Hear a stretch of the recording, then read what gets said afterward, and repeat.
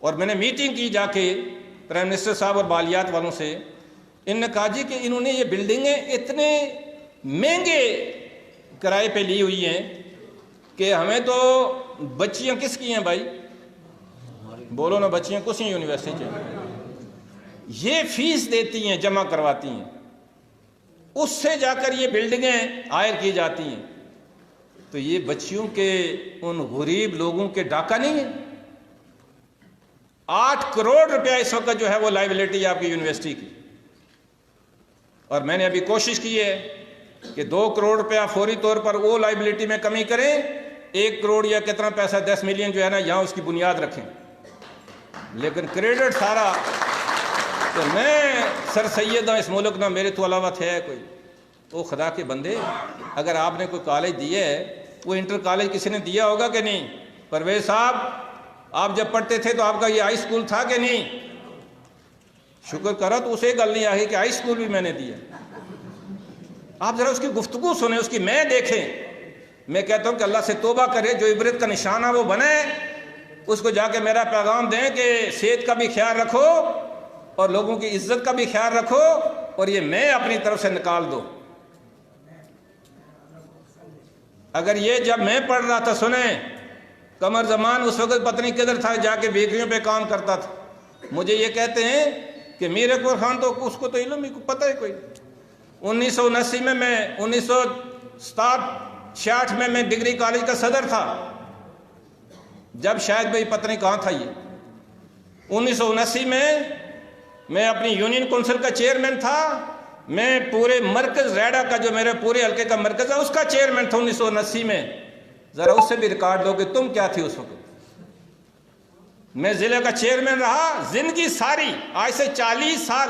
آپ ذرا پتہ کریں نا کہ میں ڈگری کالج کا جب صدر تھا، یہ 66 نہیں اس میں 66 نہیں 76 77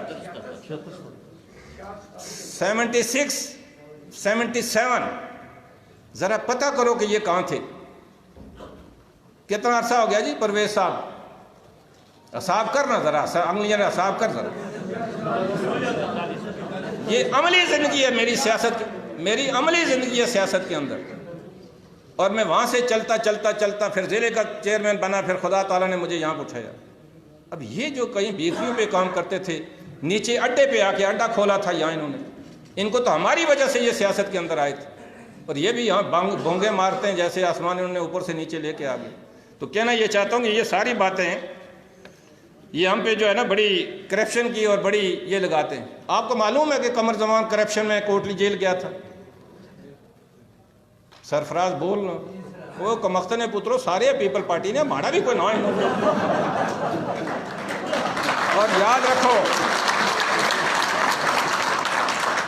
آگے چلیں جو نقطے کی بات کہتا ہوں، یہ کرپشن میں جیل چلا گیا، میں تو یہ کہتا ہوں کہ غیرت مند ہے، یہ تقریریں مت کرے، ادھر کورٹ میں چلا جائے کہ یہ سارے پیسے کھان گئے ان کو جیل لے جاؤ، یہی ہے نا۔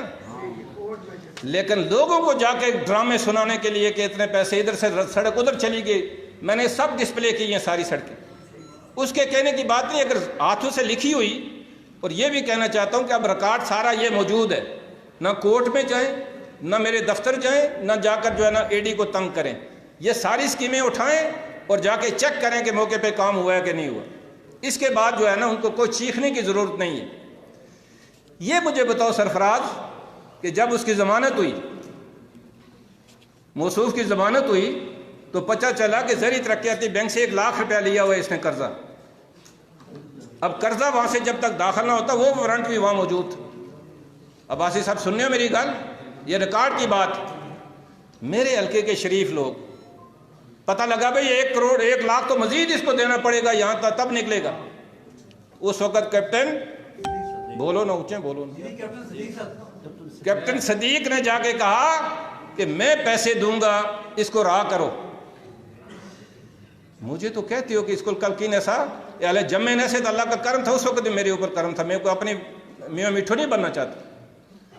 1 لاکھ روپیہ نہیں تھا ان کے پاس، اور کیپٹن صدیق نے جا کر وہاں پیسے دیے اور ان کو رائے ملی۔ آج مجھے بتائیں یہ بے نظیر پیلس، یہ محل، یہ گاڑیاں، یہ بیٹوں کے نیچے ساری کسٹم چوری کی گاڑیاں، کیا کچھ نہیں ہے. میں بڑک نہیں مارتا، اللہ معاف کرے، اللہ معاف کرے. جتنا شاید انہوں نے گرایا ہے نا، اتنی ماڑے پیو نہیں جائیداد ہے یا کچھ ریکارڈ چیک کری نو جا کے تو اتنا کتنا ہے. یہ بھی انگلیاں اٹھاتے ہیں کہ یہ پتہ نہیں کیا کر. یہ ریکارڈ کی بات ہے. یہ گواہ ہے نا اوپلے حلقے کے لوگ کہ کوٹلی جیل میں گئے موصوف، کرپشن میں ضمانت ہوئی، زرعی ترقیاتی بینک کا قرضہ جو ہے وہ کیپٹن نے دیا تو وہاں سے رہائی ملی. یہ کوٹلے والے تو سنی نو، نال کوٹھیاں والے بھی سنی نو. جس طرح لگنا ہے نا، جس سے نہ پاگل نہ پتر چرسی بیٹھا نہ اس آگے رکھنا ہے کہ آلہ میر اکبر ہے وہ آنا بڑا چور ہے. ذرا اس سے پتہ تھا کرو کہ اس کی اپنی حیثیت کیا ہے.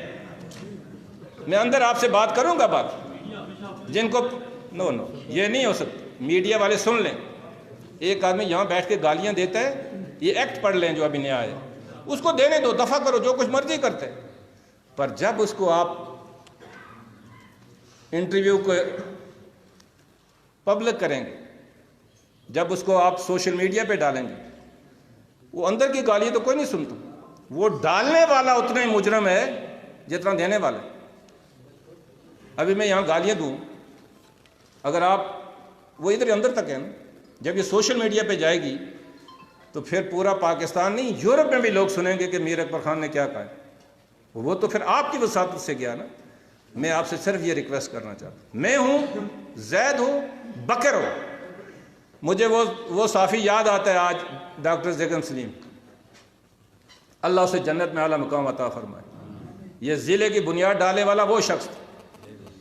پتہ نہیں آپ لوگوں کو یاد ہے کہ نہیں، لیکن میں اس وقت صدر تھا. وہ یہاں میڈیکل کی دکان کرتے تھے.